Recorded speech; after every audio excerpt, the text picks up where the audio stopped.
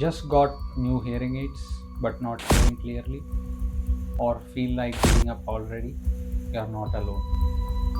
You might be doing one of these common mistakes. Good afternoon. So, today we are going to talk about common mistakes that new hearing aid users make. So, generally, there are high chances that a new user is not satisfied with the hearing aid at the first go. The chances are that either it could be with respect to the device, or it could be with respect to the usage, or it could be with respect to the expectations. So, mistake number one, it is choosing the wrong model of device. When I say wrong model of device, it means it could be either BT or RIC or CAC. For example, a user who is most suitable to use an RIC device might opt for a CIC device because they prioritize the visibility of the device. That means to say that they don't want the hearing aid to be visible. So they opt for a CIC when they are most compatible with an RIC device. Similarly, there are people who are most compatible with BTE device, but they opt for an RIC device. So these things can cause a discomfort. The number two most common mistake is that having an unrealistic expectation. So what is this unrealistic expectation? It means that the person who have opted for a hearing aid today, they will think that from the day one it should feel wonderful for them, that they compare it with the natural hearing. See, it's not a natural hearing, it's an hearing aid which aids you to help to understand. But this problem is not common across all the hearing aid users. So what is that one thing that differentiates the unrealistic expectation, or a hearing aid device's performance is not up to the expectation, is that the starting of the problem and when they are opting for a device. That means to say, for example, an individual who have found out that they have a hearing problem about a year ago, and the number two individual who have found out that they have a problem for about past 10 years. When you compare these two individuals hearing aid fitting result, the individual who had a hearing loss for past 1 year and they are opting for a device, these peoples will have a better hearing, or say better results in terms of hearing aid usage than the individual who has not used a hearing aid for past 10 years. Why is that? Is because the longer the hearing aid lasts, it causes a lot of neural generation called rectocochlear pathology. I mean, hearing loss has a lot of cochlear pathology, rectocochlear pathology, or a mixture of the both.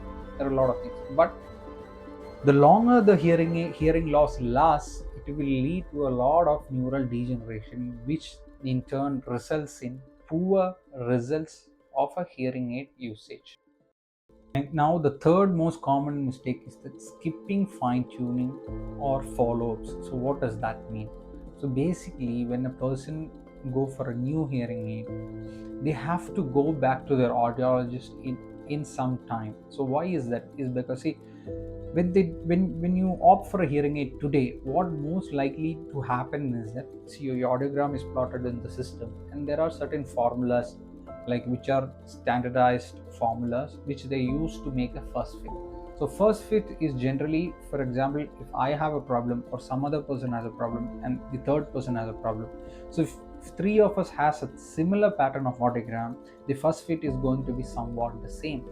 But the first fit is not always the best fit, because as time progresses, sometime because of the use of hearing aid, some individuals will, some nerves, because of the usage, they will start to gain some integrity. So when they gain some integrity, what happens, we have to make an adjustment, a fine tuning in the hearing aid which suits the person's needs or their current level of performance. When that is not done, what basically happens is that the the audio output from the hearing aid will feel unnatural, or sometimes it feels too loud, or sometimes it feels too soft, or sometimes a low frequency sounds like fan sounds are too high, people communication not clear. These things, they might face these issues. So when they face these issues, they have to go back to their audiologist and they have to make a fine tuning, which we say generally for our clients, we tell them 8 hours into 18 days. Once they start using a hearing aid for 8 hours, to next 18 days, they have to come back and do adjustments, or if it's a senior client, we visit them at their locality and do their adjustment. This is one of the most neglected aspect of a hearing aid fitting, and this is one of the most important aspect of a hearing aid fitting. Now the fourth common mistake is that improper wearing or insertion of a hearing aid.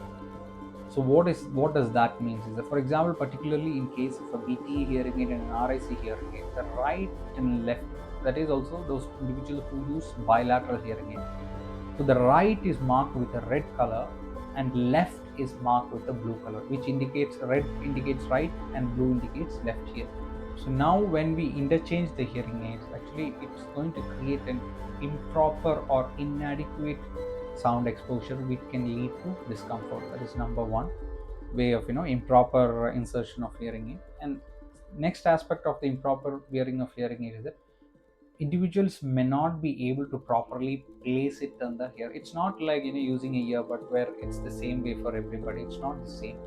It's slightly different. You'll have to deeply place it inside the canal. I mean, for example, for every individual it may not be the same, so they'll have to understand how the hearing aid has to be worn, and accordingly they have to place the hearing aid in the canal.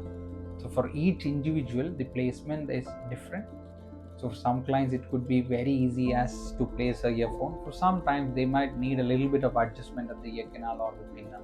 So this is next time.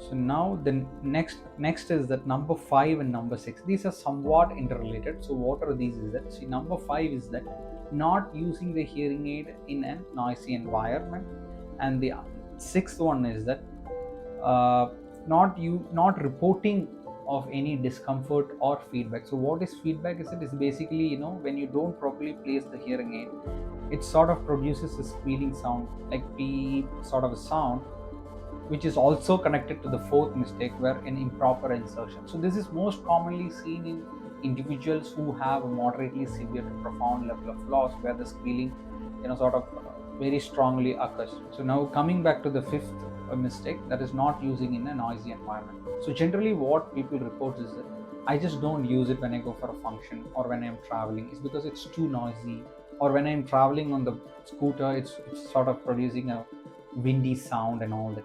So what happens is that they tend to avoid using it in such situations. That's not the way. So what you have to do is that you have to sort of use it in these situations or in any functions, and find out what bothers you and what doesn't. What happens when there is a noisy environment? Does it cause a headache, or does it cause you to difficulty in understanding sound, or what it is? So once you find out, okay, these are the inconveniences that I'm feeling in a noisy environment, the next thing to do is go back to your audiologist and fine tune it. Now you see, all the mistakes seem to sort of interconnected. So now we are back to fine tuning and adjusting. So that is number 5. So now number 6. This is also, like I told you, it's connected to number 5. It's because, see, when you hear a squealing sound or when you hear a discomfort, now the discomfort could be that sometimes, for example, some people complain about the kitchen sounds, that maybe if you place the vessels it's too loud, or tap water sound is too loud, or they could hear footsteps, or they could hear fan sound, it's too much, and they are not able to hear a communication in this sound, in this sort of an environment. So what do we have to do? Again, we have to go back to the fine tuning. Now mistake number 7, which is sort of a mistake you would see across humankind. That is, when we are about to do something new, this particular mistake is what we do. Now what is that? That is giving up too early.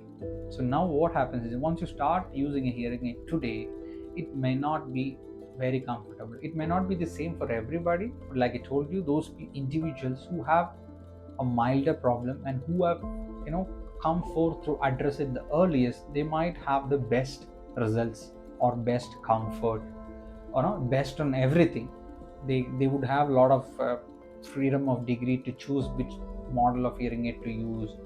But at the same time, when you delay using a hearing aid, or when the problem is there for a long time, these individuals face the maximum amount of problem. So again, coming back to the point, which is to giving up too early. It doesn't matter if you're an early user or a late user. what basically need is patience. You should start using it. You should start using. You should note what bothers you and what doesn't, and based on that, you have to adjust the hearing aid as per your necessity. Your necessity is not determined by your audiologist or anybody. It is determined by your environment and what is your needs, and you working along with your audiologist is the only way to make sure that the hearing aid is a perfect fit for you. Now being addressed all these common mistakes, the truth is that most of these problems are avoidable. You can ask for guidance from your audiologist, stick to it, and the results will worth it.